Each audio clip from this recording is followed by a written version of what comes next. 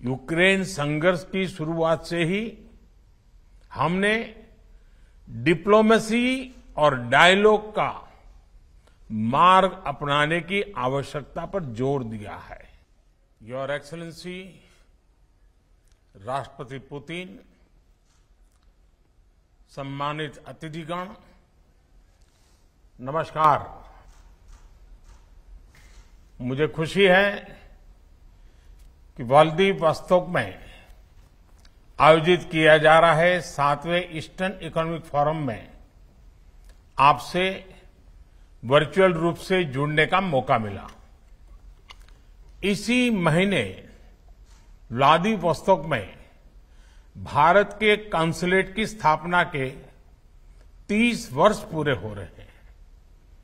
इस शहर में कॉन्सुलेट खोलने वाला पहला देश भारत ही था और तब से यह शहर हमारे संबंधों के कई माइलस्टोन का साक्षी रहा है।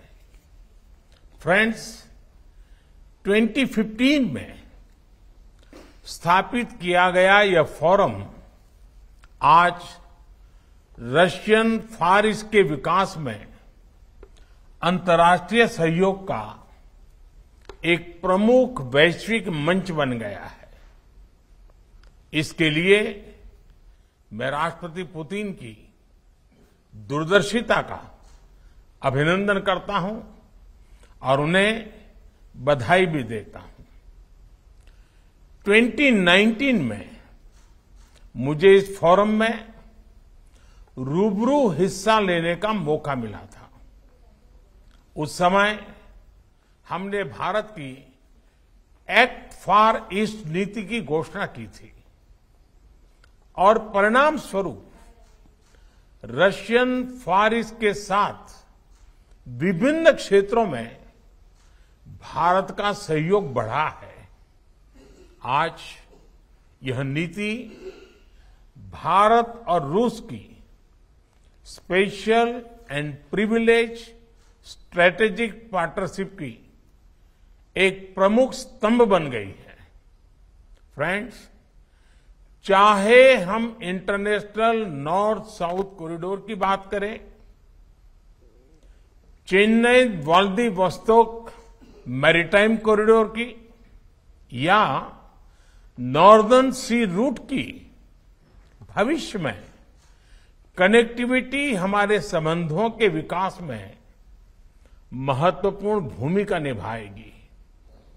भारत आर्कटिक विषयों पर रूस के साथ अपनी भागीदारी को मजबूत करने के लिए इच्छुक है। ऊर्जा के क्षेत्र में भी सहयोग की अपार संभावनाएं हैं।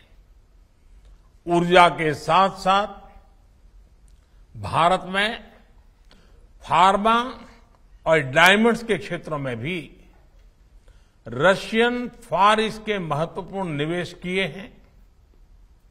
रूस कोकिंग कोल की सप्लाई के माध्यम से भारतीय स्टील इंडस्ट्री के लिए एक महत्वपूर्ण भागीदार बन सकता है। हमारे बीच टैलेंट की मोबिलिटी में भी अच्छा सहयोग बन सकता है। भारतीय प्रतिभा ने विश्व के कई साधन संपन्न क्षेत्रों के विकास में योगदान दिया है। मुझे विश्वास है कि भारतीयों की प्रतिभा और प्रोफेशनलिज्म से रशियन फार ईस्ट में तेजी से विकास आ सकता है। फ्रेंड्स, भारत के प्राचीन सिद्धांत वसुधैव कुटुंबकम ने हमें विश्व को एक परिवार के रूप में देखना सिखाया है। आज के ग्लोबलाइज्ड वर्ल्ड में विश्व के किसी एक हिस्से की घटनाएं पूरे विश्व पर प्रभाव पैदा करती है। यूक्रेन संघर्ष और कोविड महामारी से ग्लोबल सप्लाई चेन्स पर बड़ा असर पड़ा है। फूड ग्रेन, फर्टिलाइजर और फ्यूल की कमी विकासशील देशों के लिए बड़ी चिंता के विषय है।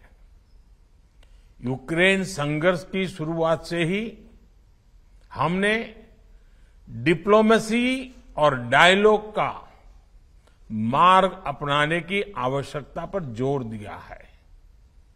हम इस संघर्ष को समाप्त करने के लिए सभी शांतिपूर्ण प्रयासों का समर्थन करते हैं।